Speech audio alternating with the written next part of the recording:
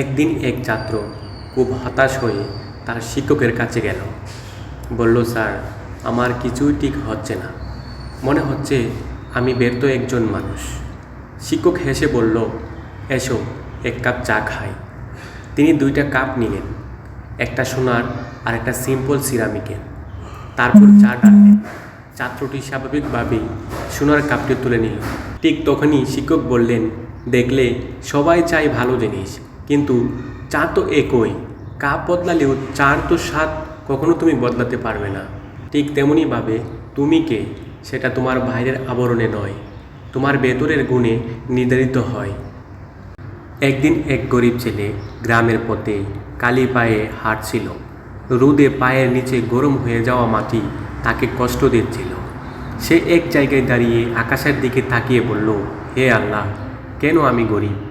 একটা জুতাও নেই আমার। হঠাৎ সে দেখল একটু দূরে একটি ছেলে হুইল চেয়ারে বসে আছে, দুটো পা নেই তার। সে হেসে তার দিকে তাকালো। গরিব ছেলেটি থমকে গেল, নিজের পায়ের দিকে তাকালো। তারপর সেই ছেলেটার চোখে চোখ রাখল। ধীরে ধীরে তার চোখে পানি চলে এলো। সে চুপচাপ নিজের পায়ের ধুলো মুছে হাঁটা শুরু করলো। আর কখনো আল্লাহকে অভিযোগ করলো না, কারণ সে বুঝেছিল, আমার জানি সেটার জন্য আমি দুঃখ করছিলাম, কিন্তু আমি যা পেয়েছি সেটা তো অনেকেই পায়নি। শিক্ষা: জীবনে যাই নেই সেটা নিয়ে দুঃখ করো না, সময় নষ্ট করো না।